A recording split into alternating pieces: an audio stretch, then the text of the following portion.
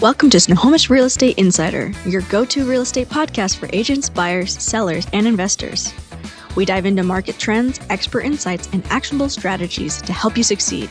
Whether you're growing your business or making informed decisions, we've got you covered. Let's get started. Here's your host, Kevin Wick. All right, we're here today with TC Hyatt, and we're going to talk a little bit about real estate commissions and stuff like that. But first, I want to introduce myself. I'm Kevin Wick. I'm with John L. Scott Everett. I'm the designated broker of the Everett and Mill Creek office. And TC Hyatt has been with us for 22, 23 years now, 24 years. He's one of our top agents in the county. He's in the top 1% in the nation and has consistently been there. But enough. Why don't you just go ahead and introduce yourself? Say a little bit about yourself. Well, thank you, Kevin. Yeah, as Kevin said, my name is TC Hyatt. I'm with John L. Scott. I've been with John L. Scott Real Estate and this office, the Mill Creek and Everett organization, since the start of my career for over 24 years. I've been a full-time broker that entire time, and it's just something I'm very passionate about and what it is that I do for a living. I've had the opportunity to build a very good business and a brand and to be at those echelons of top 1% lifetime, top in the county and all of that. But I would say that you're only as good as the office infrastructure and training as you are a part of. So again, being part of this organization has been one of the paramount reasons why I have been able to be successful in this industry and for almost a quarter century. Cool. That's awesome. Well, great. Now there's been a lot of transition in the real estate business. I mean, we've gone through being in the business as long as we have. We've gone through a couple downturns. We're in the middle of a downturn right now, but we've also experienced some significant change in how transactions have come about and different things. Now, right now, over the last couple of years, we've seen a little bit of a shift in how people look at real estate commissions. Let's talk about the big picture of that. What is going on there in from your perspective?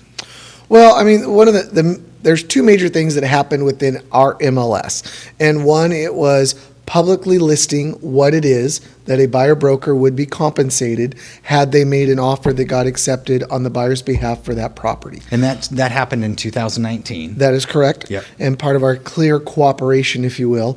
And then the other was the national precedent that was set for last year where, like we've always done when we are listing houses, we have to have an agreement on what we're going to do and what our services are and what our fee is. Mm-hmm. And now we have to do the same for representing buyers, right, as we always have done representing sellers. Well, and the interesting thing is being a part of the Northwest Multiple Listing Service, and the state of Washington, because the state of Washington was ahead of that lawsuit settlement which put it in place, because we actually had a state law come into place first, which made it required. And that lawsuit, though, brought it national attention and made everybody ultra aware of it, so the conversation started happening more freely, if you will.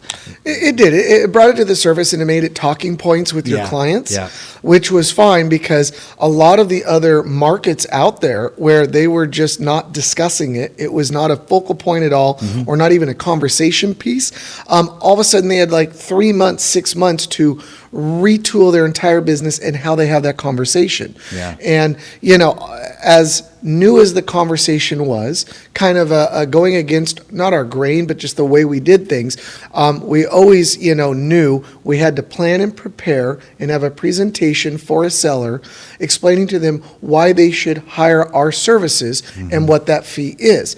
And we never really did the same when it came to representing a buyer. Yeah. And again, honestly, representing a buyer is as equally important.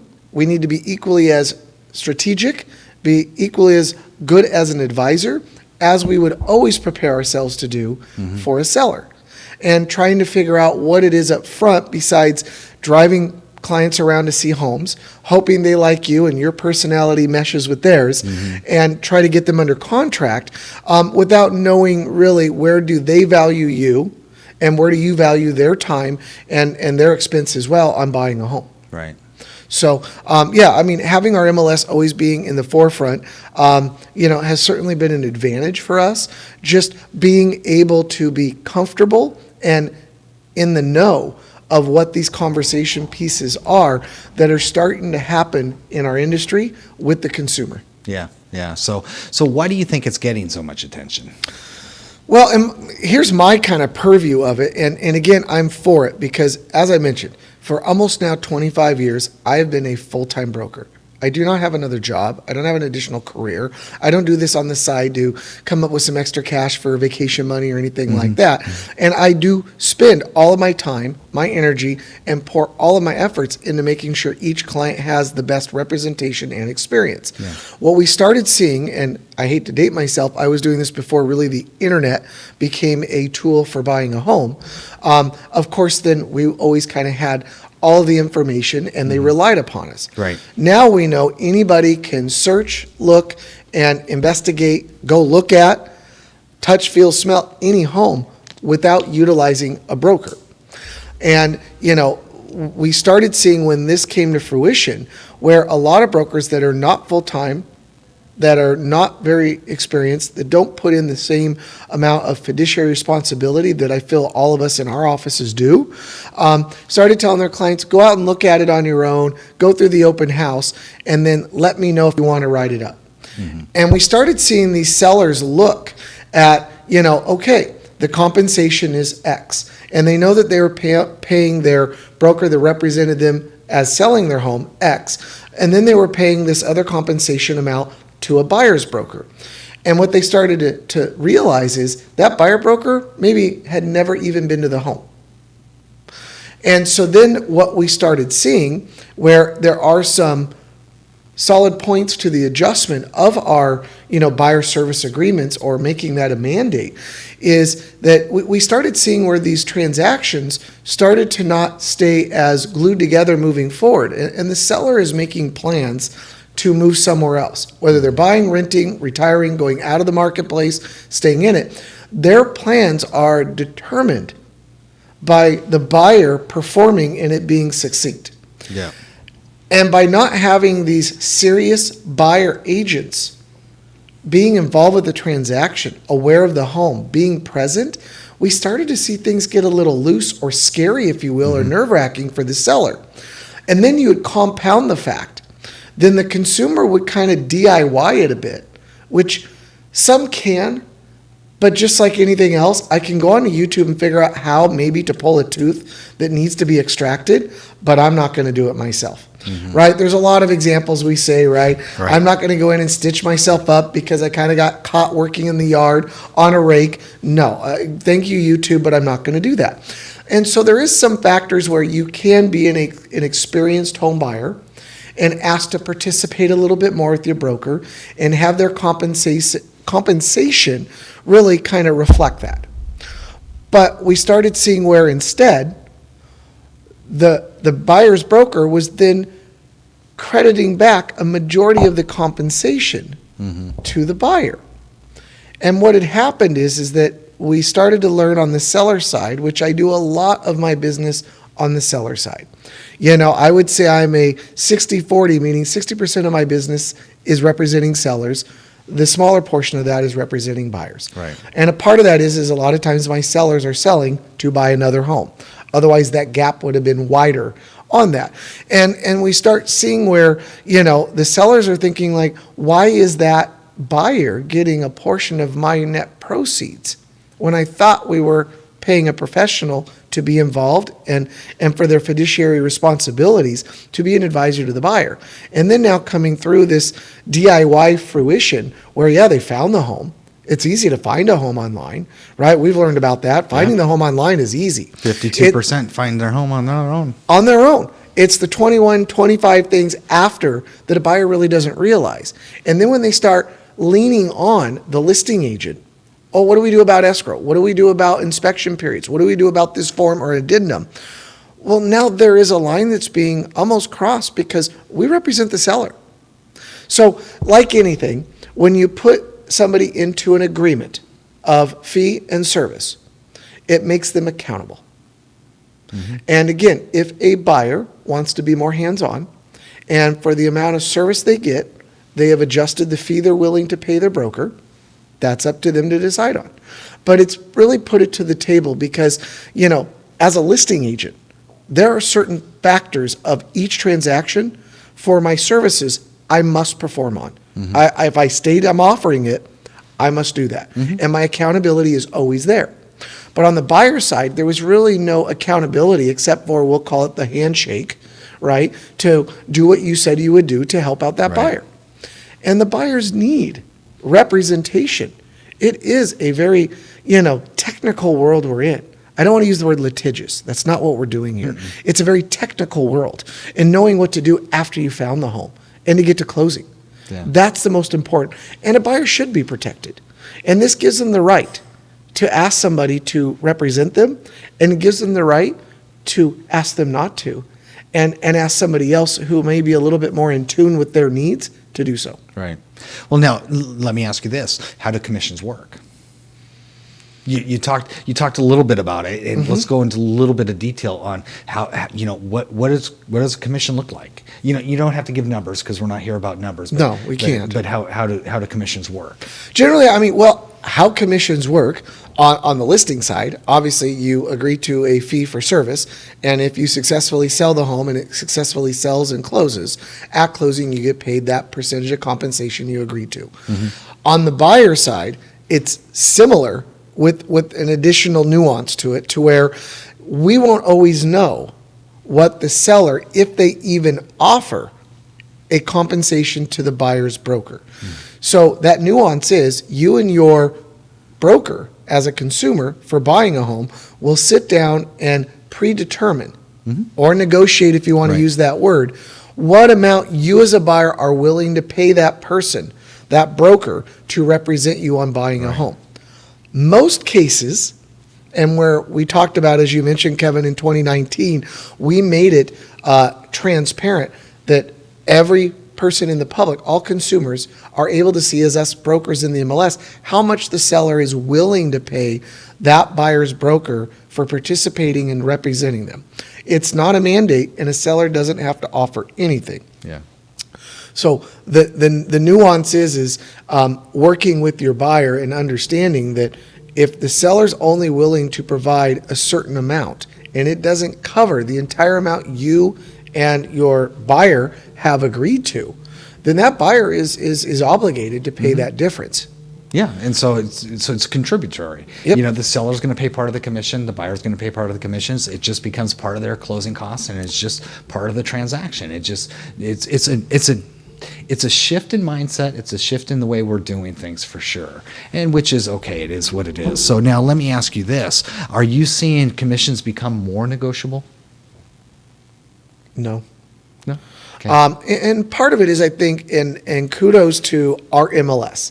I know in some of the other further lawsuits or just actions that were put in front of different courts and Congress, trying to use our model where it does show and it does encourage that, the seller to participate.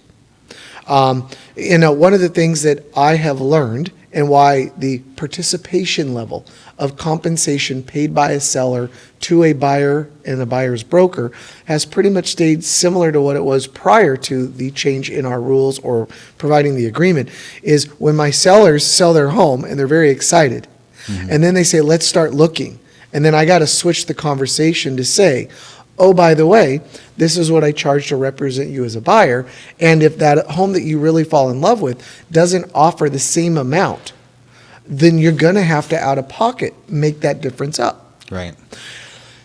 And to them, their eyes, it's a different perspective. Yeah. Like, oh, well, I remember always before, I don't mind paying that buyer's broker. I just did TC.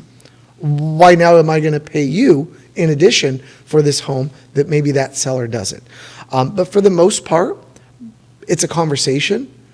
The sellers understand it, especially if the seller is going to be a buyer next. Yeah. And, I think that, along with the marketability to do so, I haven't seen a change, if that's what you're asking. I haven't seen much of a suppression in that. The only suppression in percentage amount, if you will, average house price goes up, therefore that can adjust. And go back 20 years ago, 30 years ago, 40 years ago, and without all the tools and the access the public has, there was a different configuration of fee for service. Right. And it was always calculated on, a percentage of the price of the home. Well, things have adjusted quite a bit. So, that's the only time I've seen any adjustment, if you want to use the word suppression of compensation, is because the average price for home is so much greater than it was than even when I started. First place I wrote up was under $150,000. Yeah. Right. It's a little bit different than an average median price of Snohomish County is $868,000. Somewhere around that, maybe it's $798. You know better because you're very good at those numbers. But it's totally different than the average price of a home was $112 when I started. Well, now let me ask you this. With every transition in real estate, and this is a definite transition, do you see it weeding out the weaker agents? I do. Every year I've had a lot of people ask me, like, what's your business plan for next year? And I have a business plan, but all of it, part of it is trying to not rely on, but hope for attrition. Yeah. And the reason why is that I just really think it's a very important job that we do. We are a very important fiduciary. I know everybody says it very simple and easily, the biggest transaction of your life. But it is. I know there are other things of those those points in life of having children, a marriage, other things like that are also very important milestones. But this is one of the largest transactions. Again, you are obligating to buy a home for a good amount of money. Yeah. And making sure it's done right. And no different than the example I said, I don't quabble too much on what the cost the dentist charges to do some of this work, because I'm not willing to mess it up. I'm not willing to risk infecting myself, cutting wrong, right? The wrong kind of Novocaine, whatever. That's what they do. And whatever the cost is, the benefit is far greater. Yeah. And I do feel that even post-COVID, and the whole gig economy thing that came up, I really feel there are a lot of folks that really should focus on what they're good at and allow a lot of us to focus on what we're good at. And that's for the good of the consumer. Yeah.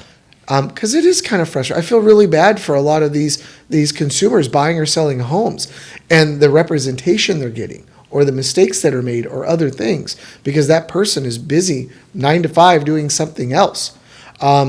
It's critical. Yeah. Well, now let me ask you this. Somebody that's inexperienced or just knows less, how do they educate themselves? What do they do?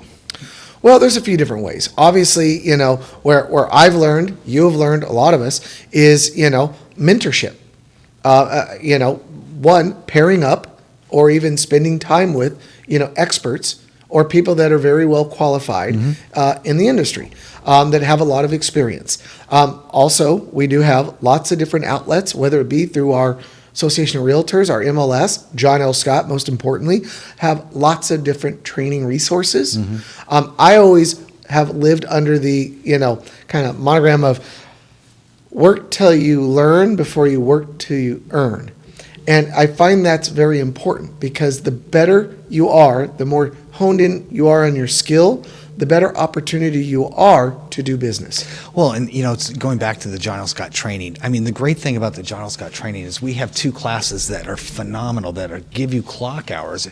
We got the Seller Mastery program for 3.5 clock hours, and we got the Buyer Mastery program for 3.5. I'm saying the names wrong, but whatever. Seller certified. Seller certified. Buyer certified. Yeah.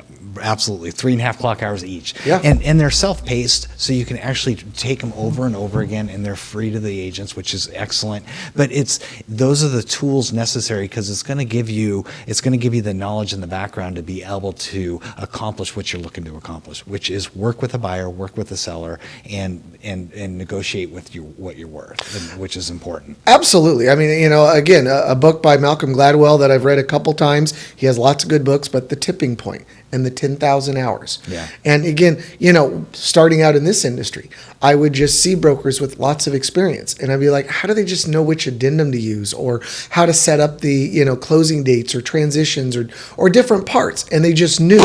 And the same thing is, for example, Michael Jordan. We all know Michael Jordan, the best there ever was. Those 10,000 hours he had hit and went past that. And they always wonder, like, how would he need to know what to do in those circumstances, those situations? The same with our parents. You start off as a young parent. And, you're just trying to figure out, what do I do if your little one is, teething or sick or throwing a fit, different things. And you just used to always think like, wow, my parents, they really knew what to do at that moment. Yeah. And if you'd ask them later on, in some cases, they're like, I don't know if I really knew it, just the experience and you just kind of knew what to do. But that's a really important thing, Kevin, is just even taking those remedial, learning classes, a couple refreshing. Clock hours, things like that. Because again, once Michael Jordan got his first ring, if you will, he didn't just now not train in the off season, not work on at different camps how to do a better three-pointer versus a free throw versus, his running or his endurance. He kept working on it. Yeah. They don't, any of those folks that are masters of what they do for a living or very good, they don't. You and I, we are very busy in our industry and very successful with it. But every single day we live, breathe, and eat and educate ourselves and take each time as a learning experience. So the new agents, I get it. And we have these really cool TV shows. I enjoy them. That it makes it seem like you show up, you do a little TikTok, a fancy here, and you get a paycheck. And unfortunately, some of the consumer is assuming that as well. Yeah. And you need to know what those steps are, how to demonstrate and express and communicate what those steps are to your client and to the consumer. But getting to learn and know what to do each step, again, work to learn before you work to earn. And, there are lots of brokers that ask me questions, want to do open houses with or for me, want to go out and shadow and do different things. And that's the best way, but also participate. Office meetings, other just functions that the MLS has, National Association of Realtors have, local realtor associations, lots of classes, title companies, mortgage companies. Right. That's the thing to do. But just to assume you got brand new golf clubs, the next day you're going to get out without practice and your game is going to change, don't count on it. Yeah. Now, let me ask you this. Where do you see the industry in 5 years? On commissions. On commissions? Well, I see it. I honestly don't know. And where my concern is, there is a lot of consolidation with one-stop shopping, where again you got the Rockets, the Redfins, and all this one-stop shopping. You got a lot of different models there where I've always had to keep my eye on, and I hope it doesn't get to that, is the industry trying to monetize the services we provide, and make it to where the larger consumer or the corporations are really wanting the consumer to come to them and maybe look at what we do is no different than just asking somebody for help at Target or other things like that, or a teller at a bank. Right. It is a lot more technical, critical, and important. But I also see where, as we kind of drain the swamp, if you want to say that, get rid of a lot of folks that were doing this part-time, the buyers or sellers understand that what they're paying for, they are going to pay and accept and expect a service. I think we're going to have less realtors that operate at a higher level. And I don't mean volume and income. I mean like a higher level of offering a lot more services, because they have to be accountable now. Yeah. And we can't always rely on buying a home and the consumer and the seller to have it that simple as well. List the home, it sells next day. You know what? There's a number of offers on the home. We better get in and just throw everything at it. It's what do you do and how do you manage a transaction for your client when it's a normalized market? Yeah. And I think when that comes back to a normalized market that we've seen majority of our career, right, where things, sometimes you make an offer and then over time an inspection and different steps and appraisal kind of, adjust or creates a hurdle for that transaction. That's where our value is. You get an offer from a buyer. On paper, it looks perfect. Something comes up on the buyer side. or on an inspection to the seller, and the seller had no idea that was a problem. How do you represent them? How do you manage that part of it? It takes finesse, and it takes experience to be able to deal with these situations, and and it's just something that you grow into. So I think we're going to see a divide of, there'll be a deviation in what brokers charge, and where it'll be, in my opinion, of 2 lanes. The DIY lane, where again it's minimal fee for minimal service, because you got it. And whether or not that consumer realizes one's trying to do that, for me, there are certain things I don't do around the house or different things because, accounting, I'm not an accountant. And again, how costly it is for me, because I went ahead and I'm going to hang those new cabinets in the bathroom at home. And by the time I mess up the wall, hang them crooked, mess up a few other things, right? And then I have to call a professional. Now I paid twice. Yeah. When it would have been less money to have it done right the first time. Or correctly. Right. And then there's going to be the lane where everyone else does want a very good, tenured, experienced professional to manage this. And you and I could find tons of information that will show that whether you use the DIY route or using a professional to represent you 100%, you will have a better outcome utilizing somebody that's a professional.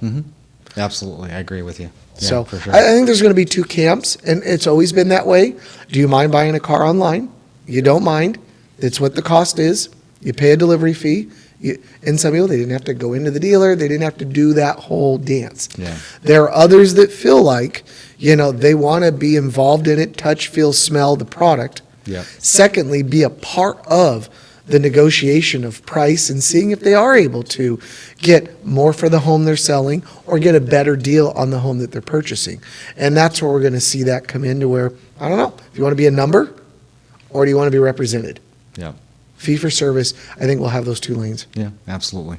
Well, perfect. We can go on forever, but we got to end it now. Yep. So I definitely appreciate your time with me today. Why don't you go ahead and reintroduce yourself and tell people how to get a hold of you? Again, my name is TC Hyatt with John L. Scott Real Estate. If you'd like to reach out to me, you can go to tchyatt.com or you can call 425-775-2466 or simply you can find me just about anywhere online.